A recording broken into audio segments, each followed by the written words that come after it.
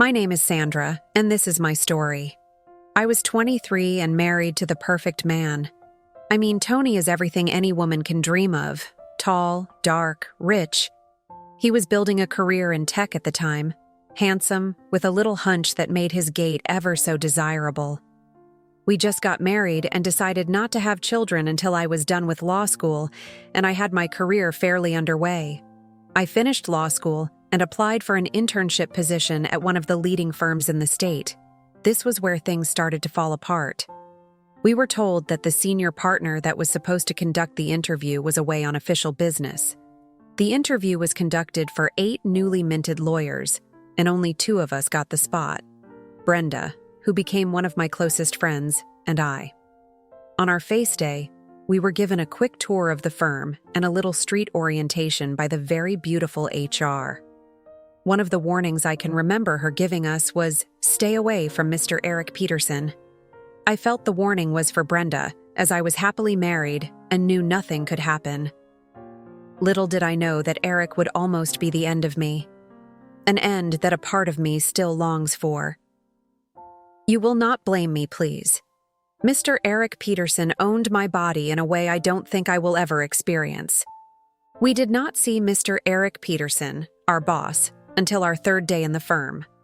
Brenda and I were asked to see him at his office. He had come in early for a meeting and asked to see us briefly. And immediately we walked in, everything around me changed. Even the feel of oxygen in my nostrils, my heartbeat, my gait and gaze, and the taste of time on my tongue. I was completely blown away. Eric wore a close-fitting white shirt that accentuated all his large biceps and triceps. It was like the shirt was tailored on his body, and blue pants that gave the print of his tool a push. His caramel brown skin glowed like the sun, and his lips, with all that rich black face, was full and pink. Above his obviously alluring physical feature was his voice, a still, small, manly voice. One sip of Eric's voice, and you are intoxicated. I caught myself early, but Brenda, she was lost in everything, and I mean everything. You are the new interns, I suppose? My name is Eric Peterson. He introduced himself, we did the same, and we left his office. That day, Brenda could not stop herself from singing the beauty of this well-chiseled man. We became high school girls talking about the new transfer student from Europe. I know I should not be saying this, but Eric was well-chiseled, and that was all it was for me. I wore Tony's heavy ring on my finger and carried his love in my heart. I would not do anything to hurt him. I even felt I was cheating on him just by thinking about Eric's broad shoulders and rose-pink lips.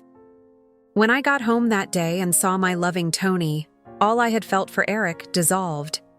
I fell into Tony's arms, and life returned to how it was. He had already made dinner and waited for me to freshen up. My life, the one I had with Tony, was perfect. At work the following day, Brenda wore a makeup and a very discomforting blue dress. She looked so different, I barely recognized her. I knew what she wanted, and so did all our colleagues.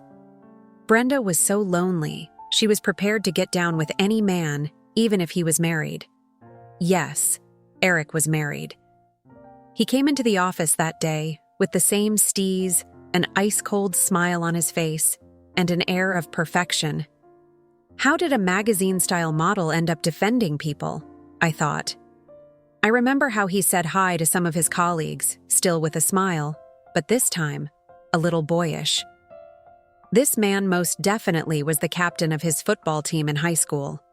After slapping hands with his bros, he walked towards our desk. Eric would have to walk by our desk to get to his office. He got to our table and totally ignored Brenda. Of course, he answered her when she greeted, but that was it. Instead, he came to me.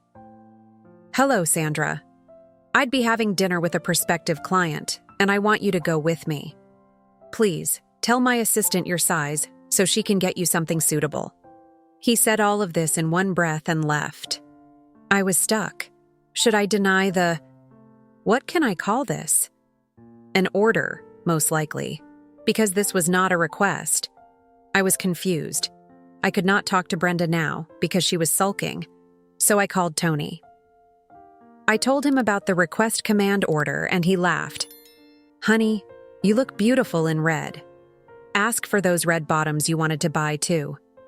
We laughed, and that sealed it. I was going with Eric to have dinner with a prospective client. But I never imagined how that decision would change my life forever. I collected the dress from Eric's personal assistant, and before the close of the day, we left for the meeting. Eric never mentioned that it was not in the city. He never gives details. We drove for an hour in silence, but for a few muffles and grunts, Eric said nothing. His silence was mysterious and safe at the same time. I said nothing too. 30 minutes before we got to the restaurant, Eric suddenly loosened up. "You do know you look stunning in red, don't you?" I don't understand if this was supposed to be a compliment or an observation. I took it as a compliment, blushed a little, and said, "Thank you." And the conversations began. Eric asked questions, answered questions, and he even talked more than I did. In 30 minutes, I had known almost everything about his life. At least, everything he wanted me to know about his life. And by the time we got to the restaurant, the air was calm and free. The prospective client was already waiting for us at the table Eric reserved, and before anything, he apologized for the delay. He is now in the business mood, I suppose, because he introduced me once, and throughout the conversation, he only threw business-related questions at me. From their conversation, I learned a few things about the client. He owned one of the biggest construction companies and needed a top-notch law firm to help him handle a property dispute he had with his former partner. In his words, "I want him penniless." The meeting ended and Eric had forgotten to order food. He had sealed the deal and was in the mood to celebrate. It was already too late to go home. He suggested lodging at a hotel and leaving for work first thing in the morning. It was not a bad idea. I called Tony to tell him, and he was comfortable with it, I think. I sometimes blame Tony. I mean, why be so trusting? Why be so comfortable with all I say? Why be so calm? If he had instructed me to get on a bus and come home, or, I don't know, said anything other than, "Okay, hun, please get something to eat. Text me when you are about to sleep. Love you," I don't think I would have been entangled in this mess. But Tony was calm and trusting like that. Eric ordered takeout for us in the restaurant and we located the nearest lodgings. It was a Thursday night, and from what the front desk officer told us, all but one of their rooms had been booked. Eric, without asking what I thought about staying in the same room, accepted the one room left, paid, and collected the key. As the elevator took us to the third floor where our room was, a million thoughts rushed through my mind. But somehow, Eric's silence was a sure enough security for me. Plus, we both had our wedding bands on. We got to the room, and the weird, awkward silence from the car returned, but this time, it was more intense. "You can take the bed.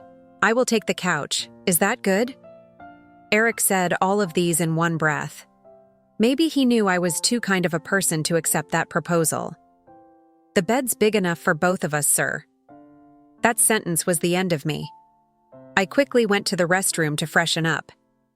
I did not come with a change of clothes, so I slipped into one of the robes in the room. Eric did the same thing. We had dinner while watching a telenovela. I can't remember the name now because I was only staring at the screen. My mind had crossed the 7 seas. I was on the same bed with a man that caught my fancy at first glance. Eric started a conversation to ease the tension in the room. "What do you think about movies?" I did not understand the question, but I managed to mumble an answer. He smiled and began to tell me how his dream was to be a movie star and how his father forced him to go to law school. He made jokes, laughed, watched me laugh, and the air in the room became less tense.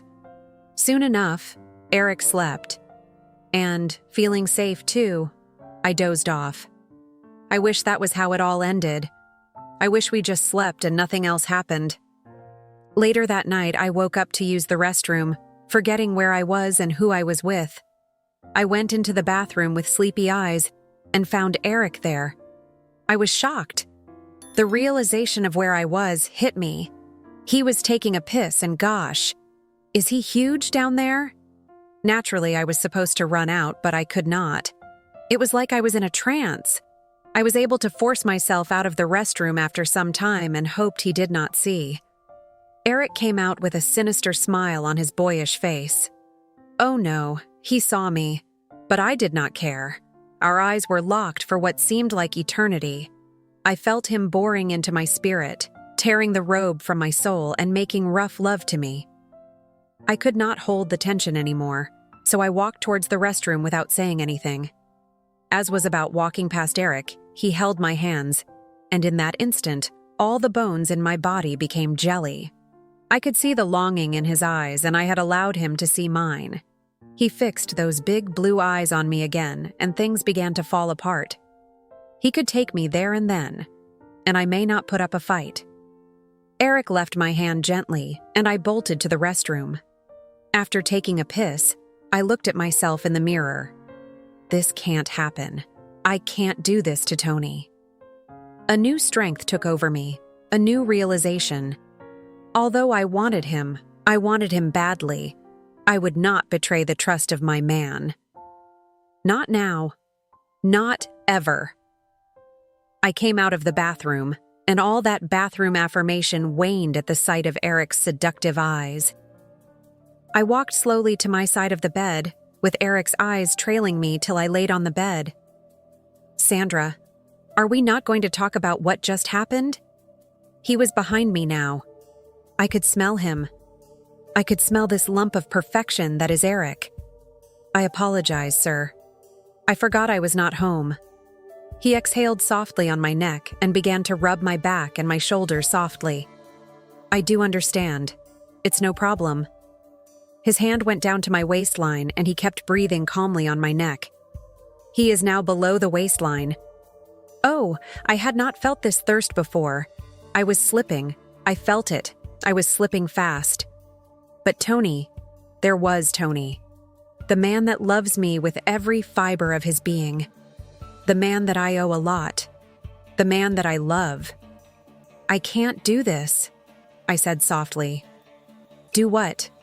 I'm just helping you relieve the stress of traveling that long with me.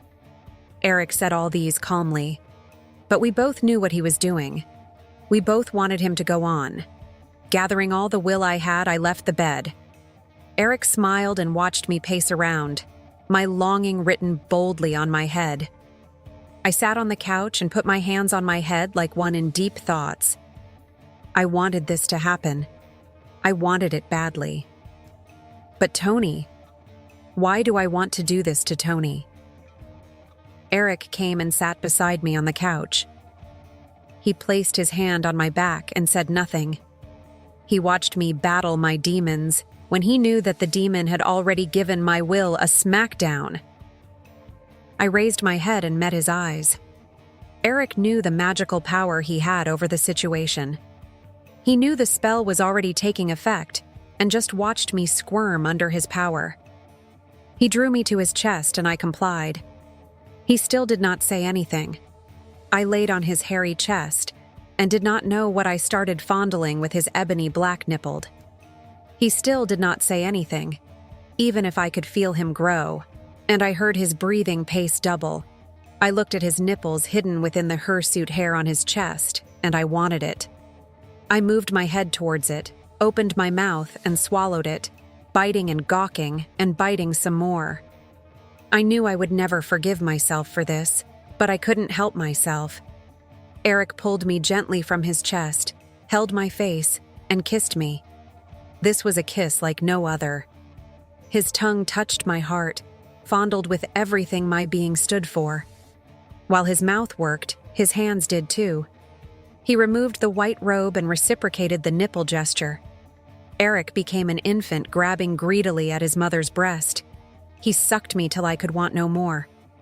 And just when I thought that was all, Eric went down. It was the whole line of pleasure, and I was in for it. That night was the first of many nights to come. I became distant from Tony. It even became news at the office, and slowly, I began to grow in ranks in the office. I still had Tony, still loved him even, but Mr. Eric Peterson knew what my body needed and gave it to me without holding back. As my sex life increased, my marriage suffered. I barely allowed Tony touch me. It became a tug of war in the house. We fought over everything, and I made sure I had the final say even in times that I was wrong. In one of our many fights, I got angry and stormed out of the house, despite Tony's begging. It was a Friday, and for the whole weekend, I was with my boss. Saying this now brings tears to my eyes. Even more sad is the fact that Tony did not deserve this kind of treatment. Tony looked for more everywhere and had to call Brenda. She knew where I was, but was reluctant to tell Tony. He showed up at her door, begging like a child, obviously disheveled. Brenda felt his pain and brought him to where we were. According to her, the truth would hurt him, but he would heal soon. Brenda dropped him at the front door of the house and drove off. And that was the point my life fell apart. Tony rang the bell twice and waited. I'm very sure he was praying this was not what he thought. He rang the third time. Tony and I were in the bathroom, so we did not hear the doorbell. He twisted the doorknob, and the door opened. He came in quietly and scanned the living room. Bag, clothes on the floor, bra, and panties. The song in the living room was too loud for us to hear footsteps, let alone footsteps. Tony had walked slowly to the bedroom, opened the bathroom door, and stood there, too shocked to say a thing. Eric and I were deep in the moment, and as I was about to climax, I raised my head up and saw Tony, tears running down his face. Yeah, he caught us in the act. He turned and left. Looking back, I know I don't deserve Tony. I know most people would call him a fool for staying with me, even after seeing what he saw. But there are not many men like Tony. He stayed, and we worked our marriage out. Therapy, communication, and loyalty. I left the firm, and Tony and I moved from Texas to New York. Has he been different ever since? I wish the answer was yes. Do I think I would want to fall into the same entanglement again? The bottom line is, I am lucky to have the kind of man that I have. You may not be that lucky with yours. Candid advice: don't betray the trust of those that love you, especially if they are as innocent as my Tony.